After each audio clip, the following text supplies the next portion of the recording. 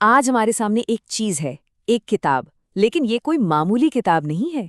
ये अपने आप में लाखों सपनों, एक बहुत बड़े सिस्टम और ज्ञान को परखने के एक खास तरीके की कहानी कहती है।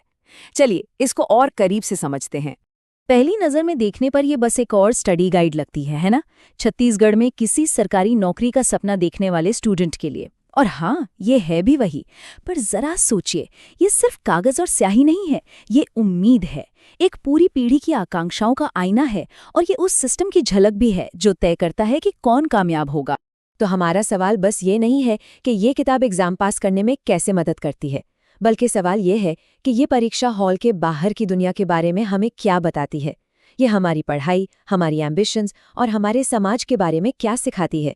चलिए साथ मिलकर इसे समझते हैं। तो किसी भी चीज़ को समझने के लिए शुरुआत कहाँ से करें?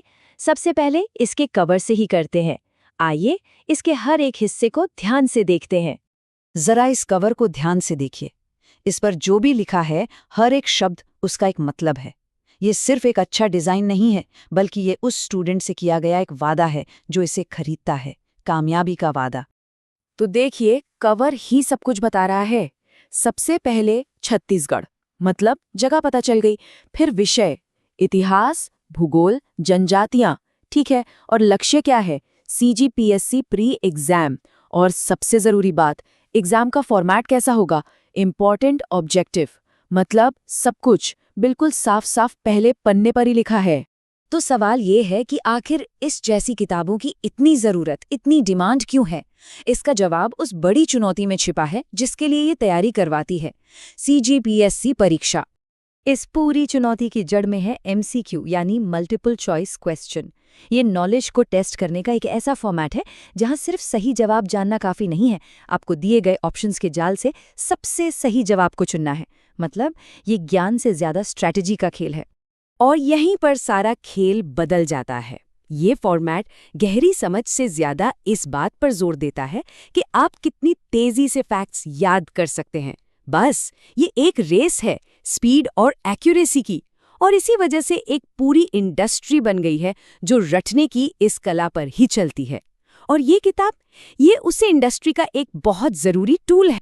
तो चलिए अब ये समझते हैं कि इस एग्जाम के लिए ज्ञान का मतलब क्या है। मतलब क्या पढ़ना जरूरी है और क्या छोड़ा जा सकता है। सिलेबस से हमें इसका अंदाजा लगेगा। तो सब्जेक्ट्स देखिए, इतिहास, भूगोल और जनजातियां। अब ये सिर्फ सब्जेक्ट्स नहीं हैं, ये एक तरह से उस पूरे इलाके की पहचान है। सिस्टम ये कह रहा है कि अगर आपको एक अच्छा सिविल सर्वेंट बनना है तो आपको अपनी ज़मीन का इतिहास, उसका भूगोल और वहाँ के लोगों के बारे में जानना ही होगा। मतलब यहाँ पर ज्ञान और पहचान एक ही चीज़ बन जाते हैं।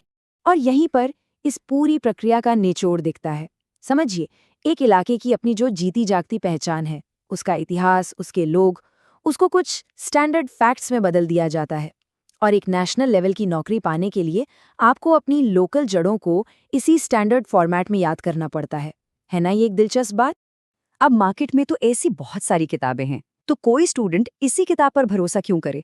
इसकी क्रेडिबिलिटी का आधार क्या है? चलिए पता करते हैं। ये किताब अपनी क्रेडिबिलिटी की रेसिपी खुद बताती है। देखिए, पहला, ये CGPSC के ऑफिशियल सिलेबस के हिसाब से है। दूसरा, इसे स्टैंडर्ड टेक्स्ट बुक से बनाया गया है। तीसरा, इसमें हिंदी ग्रंथ अकेडमी जैसे जाने माने पब्लिशर्स का रेफरेंस है। और चौथा, इसमें सरकारी वेबसाइट से भी जानकारी ली गई है। मतलब भरोसा बनाने का एक पूरा सिस्टम है। जब ये किताब डॉक्टर राम कुमार बिहार जैसे एक्सपर्ट्स का नाम लेती है तो ये खुद को एक भरोसेमंद सोर्स की तरह पेश करती है। ये स्टूडेंट्स को एक तरह से भरोसा दिला रही है कि आपको जानकारी के समंदर में डूबने की जरूरत नहीं है, हमने आपके लिए सारे जरूरी मोती पहले ही चुन लिए हैं। ठीक है, तो अभी तक हमने किताब के अंदर झांका। अब जरा एक कदम पीछे लेते हैं और उस बड़ी तस्वीर को देखते हैं जिसका ये किताब एक छोटा सा हिस्सा है। अब जरा पब्लिशर के लोगो को देखिए। तैयारी exam, way to complete preparation. ये सिर्फ एक टैगलाइन नहीं है, ये इस कहानी में एक बहुत ही मॉडर्न ट्विस्ट का इशारा है। इससे पता चलता है कि जानकारी फैलने का तरीका कितना बदल गया है। अब पब्लिशिंग सिर्फ बड़े बड़े प्रिंटिंग प्रेस या बुक स्टोर्स तक ही सीमित नहीं रही। टेलीग्राम जैसे सोशल मीडिया प्लेटफॉर्म्स ये अब सीधे पब्लिशर को स्टूडेंट से जोड़ रहे हैं। बीच के सारे लोग हट गए। और ये देखिए, एक फ़ोन नंबर भी दिया है डेमो पीडीएफ के लिए। ये तो सीधा सीधा डायरेक्ट टू कंज्यूमर मॉडल है। अब ज्ञान और तैयारी करने वाले के बीच कोई नहीं है, बस एक व्हाट्सएप मैसेज की दूरी पर है सब कुछ। तो देखिए, हमने शुरू किया था एक किताब के कवर से और पहुंच गए एक पूरे इकोसिस्टम तक। एक ऐसी दुनिया जो उम्मीदों पर चलती है, जिसे स्टैंडर्ड नॉलेज से बनाया गया है और जिसे मॉडर्न टेक्नोलॉजी पावर दे रही है। ये किताब सिर्फ पढ़ने की चीज नहीं है, ये इस पूरे कॉम्प्लेक्स सिस्टम का एक जीता जागता सबूत है। और आखिर में एक सवाल सोचना बहुत जरूरी है। जब ज्ञान को इस तरह एमसीक्यू के सांचे में ढाल दिया जाता है, तो क्या है जो पीछे छूट जाता है?